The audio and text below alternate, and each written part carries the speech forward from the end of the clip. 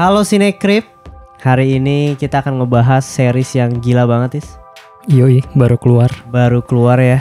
Dia adalah kreatornya dari Dark, yaitu 1899. Hari ini opini tengah malam ya, kita ngebajak episode untuk 1899 karena teorinya rumit gitu. Yoi, sayang banget sih tapi gak ada karya sih. Iya, harusnya diskusinya sama karya akan lebih luas lagi. Tapi ini kita kasih nanti ada reviewnya juga. Kita akan bahas beberapa pertanyaan dari internet yang mungkin belum terjawab gitu. Dan kita juga akan memberikan teori-teori seputar 1899 di season 1 ini. Mungkin buat kalian nih yang udah nonton Dark ya sampai habis, pasti kalian akan suka sama 1899. Iya, gitu. Tapi kalau kalian melihat series Dark itu di season 1 aja udah berhenti gitu, kayaknya di 1899 kalian akan sama feel-nya gitu loh. Pengalaman nonton gue ya, ketika nonton Dark bisa langsung paham gitu maksudnya. Akan kemana misalkan alur ceritanya, karena kan time travel kan. Kalau kesini tuh masih pertama kali gue nonton malah season 1 udah kelar bahkan ya. Kayak ini apa anjir. Kayak masalahnya kan ininya banyak gitu loh. Kemungkinannya banyak dia bisa ke simulasi, parallel universe segala macam banyak lah pokoknya. Iya. Benar sih, setuju. Tapi dari kreator sendiri juga bilang gitu ya, kalau seandainya di 1899 ini dia nggak mau buat yang pertama nih ya, time travel. Gitu. Karena kan udah ada Dark gitu kan. Dan dia juga bilang kalau seandainya season 1 dia mau buat ini seringan mungkin gitu. Season 2, season 3 itu akan lebih berat lagi gitu. Tapi kan kita lihat dari season 1 tuh aja udah pusing gitu kan. Iya gila, parah banget sih. Dan 1899 ini bercerita tentang tahun ya, itu pertama itu di tahun 1899 tentang penumpang kapal yang bernama Kerberos yang sedang berlayar di Eropa menuju ke New York gitu ya. Nah, konfliknya tuh dimulai ketika para penumpang Kerberos ini menerima sinyal dari sebuah kapal yang diduga bernama Prometheus.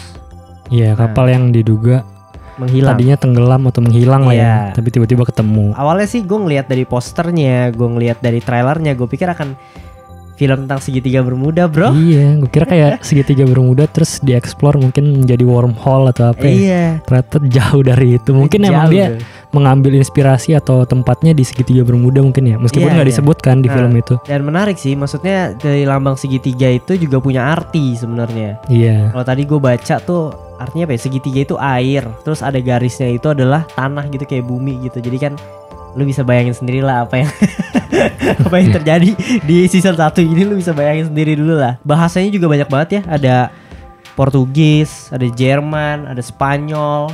Ada Jepang apa Mandarin ya? Mandarin gitu kan. Ada Inggris juga gitu. Beda sama Dark yang lu cuma Jerman doang gitu. Iya, mantep sih. Dan gue juga nonton behind the scene-nya kan.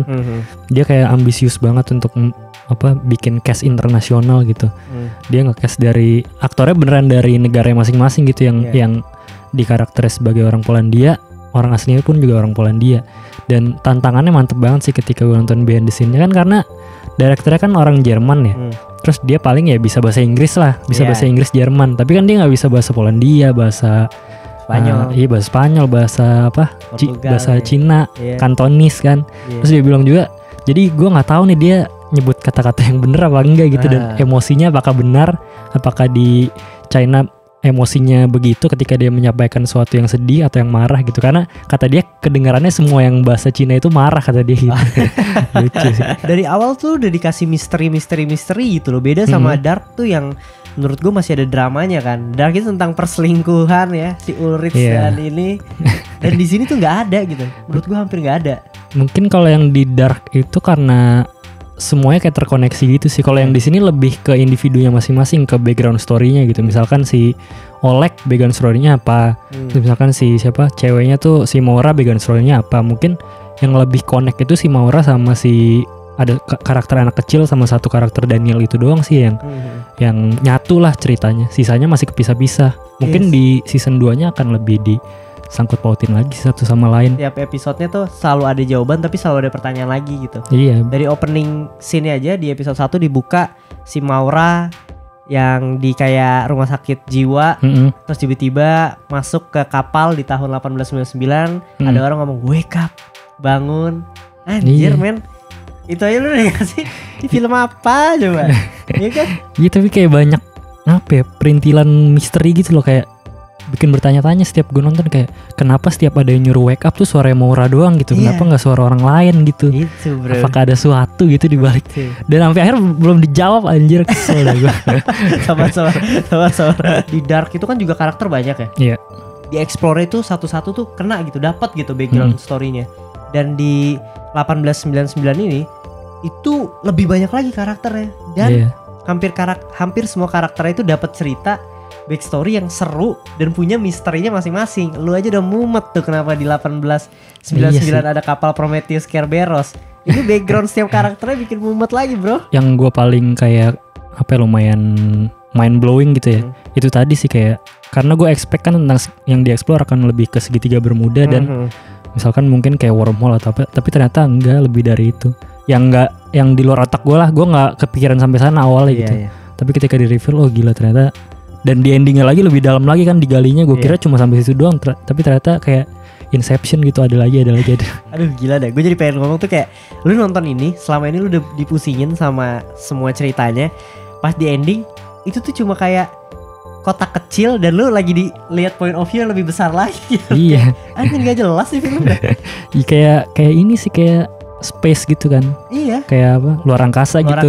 Lu makin jauh ya kelihatannya makin kecil gitu. Iya, cerita gila. Di season 1-nya. Dia cara yang menggali misteri dari misalkan yang pertama punya apa sih, serangga itu apa sih? Dia dari mana misalkan. Terus misalkan ada hatch di bawah kasurnya, itu apaan sih? Terus nembusnya kemana? Ntar kayak lama-lama di reveal pelan-pelan, itu mantap sih di situ sih. Setiap detail kamera gitu, atau kamera tiba-tiba lagi fokusnya kemana, terkadang ada angka lah, koran lah, buku lah gitu. Iya, dan anting lah. Dan misalkan dia ngasih sesuatu simbol kayak di lehernya siapa? Si anak kecilnya kan itu. Itu pasti nanti di akhir bakal di ini lagi, meskipun di season 1 sedikit gue bocorin nggak ada gitu jawabannya ya. Simbol di lehernya itu, tapi pasti nanti ada dah season 3 maksimal gitu. Pasti dibahas gitu. Harus diingat gitu. Maksud gue, even Dark aja lu nonton ya, semua tuh emang beberapa terjawab, tapi tetap sampai season 3 pun masih banyak misteri gitu kan. Ya mungkin itu plus minus juga ya, beberapa orang ada yang suka kayak gitu gitu, yang tidak secara gamblang dijelaskan menurut gue, tapi itu nilai plusnya sih. Karena enak aja, jadi kita bisa berteori gitu, bisa menggali sendiri. Fresh dari direkturnya, horornya sih, elemen horornya sih dapat ya. Iya. Gila dah. Kayak beberapa di awal ketika ya otaknya lagi diacak-acak sama itulah ya. Itu lumayan sih horornya. Setiap karakter kayak ada momen horornya masing-masing, dan beberapa jump scare juga kan. Balik lagi sedikit ke awal-awal, itu kan lu sebenarnya lu tuh udah dikasih kode gitu ya. Kayak itu tuh ada salah satu kata dari filosof ya. Filosof apa yang otak itu lebih besar dari lautan lah, dari samudra lah, dan sebagainya. Itu tuh sebenarnya clue gitu loh. Dia jagonya juga itu sih kayaknya, referensinya dia tuh luas sih. Director siapa tadi namanya tuh, si Baran Boodar. Sama itu sama istrinya ya. Gue gak tahu deh. Yang penulis, soalnya di behind di sini ada di ciuman aja. Oh iya, gila pas selingkuh ya. Kayaknya penulisnya istrinya dah. Jadi kayak mereka berdua kayaknya emang referensi ke seni gitu, seni atau ke pengertian segala macam kayak emang luas sih. Luas jadi banget. Kayak dia ngambil banyak referensi terus dimasukin ke dalam sini, dijadiin metafora, dijadiin analogi, jadinya kaya banget. Mungkin kita masuk aja kali ya ke spoilernya ya. Yoi. Nah ini menarik nih. Kalau seandainya spoiler, gue langsung pengen nanya gitu, lu tuh udah menebak belum sih apa yang sebenarnya terjadi sama 1899 ini secara keseluruhan gitu? Kalau dari gue dulu, mungkin gue udah mulai ketebak itu di episode 1 ada yang aneh gitu. Kan bagian apa tuh? Di episode 1 itu udah mulai kelihatan tuh kayak yang tadi gue bilang, kayak otak lu tuh lebih besar dari samudra dan sebagainya dan sebagainya gitu. Kayaknya menurut gue ini kayaknya ada maksud sama tentang pemikiran nih. Lu akan dibuat gila lah gitu loh. Apalagi di opening scene yang si Maura ditarik dari kayak RSD gitu kan sama bapaknya kan. Bangun lah dia, wake up gitu. Set, bangun, ngobrol-ngobrol pas dia ke tempat makan yang di kapal. Satu cewek, gue lupa, yang pakai baju hijau terus ngangkat minum, semuanya ngangkat minum nih, ngangkat gelas. Lu tau gak? Lupa. Ingat ya? Nah itu di episode 1 tuh pas Maura lagi ngomong sama lawan bicaranya ngangkat gelas, semuanya itu ngangkat nih. Nah di situ gue langsung mikir, nah nggak mungkin. Jadi lu nggak mungkin nih nyata nih. Jadi kayak bot ya orang-orang yang ikut. Nggak mungkin nih, gila nih Maura. Kayak di pikirannya Maura doang. Di pikiran Maura doang aja. Gue nggak kepikiran sampai simulasi ya. Iya. Dari lu gimana? Kalau gue juga ya karena kayak tadi gue bilang sih, gue tidak menebak sama sekali ini akan mengangkat tentang simulasi gitu ya. Jadi gue nggak kepikiran ke sana. Cuma Kayaknya emang gue udah terkena pancingan direkturnya sih, kayak maksudnya gue tahu ketika dia pengen gue tahu gitu. Ngerti gak sih? Kayak gue tahu ya ketika udah ke reveal ada pertama kali TV yang banyak itu loh. Oh ya. Nah, itu baru kayak oh, ini bisa jadi simulasi, ternyata udah di situ doang sih. Nggak nebaknya lagi ketika di endingnya di reveal kalau itu adalah simulasi di dalam simulasi anjir yang lebih mana? Kan itu simulasi di bapaknya kan bikin simulasi kapal kan. Tapi ternyata dunianya bapaknya dan kapal itu simulasinya dari si Kieran lagi kan. Kan yang dia pakai kayak headset gitu terus Mauranya baru bangun kan itu simulasi kan. Itu simulasi, itu yang terakhir kan? Iya. Bukannya cuma satu ya? Ya kan itu kan dia si Maura masuk simulasi itu dari Kieran. Terus dia di dunia simulasi itu yang udah hancur gitu. Dia disuntik lagi kan sama bapaknya masuk simulasi lagi ke tapi kapal. Mauranya doang ya? Maura dan semua yang hidup tuh yang gak terjun. Kalau yang terjun kan NPC itu bot, jadi nggak tahu yang mana yang real gitu. Iya. Makanya dibilang ini referensinya tuh kayak Inception ada masuk juga tuh, kayak Inception juga kan, mimpi dalam mimpi. Tapi yang menariknya lagi di sini adalah karakter si anak kecil gitu. Ini kalau seandainya kita bandingin sama Dark, di mana Dark itu adalah mencari anak kecil. Iya. Dan di 1899 dia adalah menemukan anak kecil. Iya kan? Anak kecil siapa namanya gue lupa lagi. Si Elliot ini gitu. Dari awal tuh Elliot udah mencurigakan, mana ada di kapal dia sendiri yang hidup kan. Iya anjir. Gue udah mulai nebak juga tuh sebenarnya Elliot ini siapa. Gitu. Ternyata anaknya si Maura kan. Nah di situ gue udah mulai nebak adalah di perahu sama si kaptennya. Lu punya anak apa enggak? Dia bilang keguguran 12 tahun lalu. Nah di situ gue mulai, berarti Maura punya anak nih. Dan gue ngeliat Elliot gede nih, kayaknya Elliot umur 12 tahun deh.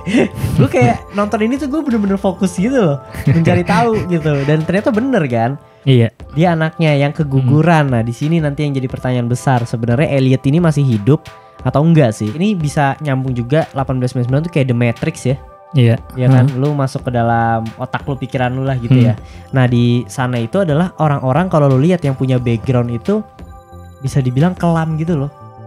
Kayak misalnya si kapten keluarganya mati semua, tapi di dalam simulasi dia bisa ketemu sama istri sama anaknya gitu. Iya. Ya kan, terus si cewek yang Mandarin yang China, ya kan dia juga kan ketemu kakaknya walaupun flashback doang. Pokoknya beberapa karakter tuh punya background masa lalu yang cukup kelam, yang kayak lu pergi ke New York ke kapal itu lu tuh mau mulai hidup baru gitu loh. Iya. Dalam simulasi itu, dan gue jadi mempertanyakan apakah sebenarnya orang-orang dalam sini adalah orang-orang yang emang punya masa lalu kelam yang gue pengen bahagia lewat simulasi gitu loh. Iya sih, itu masih belum ada jawabannya sama sekali. Cuma gue masih rada bingung sih kayak motifnya si bapaknya melakukan eksperimen kapal itu apa sih maksudnya? Gue juga nggak tahu ya ini bisa menjawab apa enggak. Tapi tuh kayak yang menciptakan simulasi itu adalah di 1899 adalah si Maura. Iya. Iya kan? Yang bikin alatnya. Yang bikin alatnya itu si Maura, yang menjalankan simulasinya di kapal itu ya, si Prometheus dan Kerberos itu bapaknya si Henry. Bapaknya. Dan yang di luar simulasinya adalah Kieran, kakaknya dari Maura gitu. Secara nggak langsung kalau si Henry aja menganggap dia adalah korban dan Maura dipaksa bangun, berarti ya antagonisnya di sini adalah si Kieran. Iya.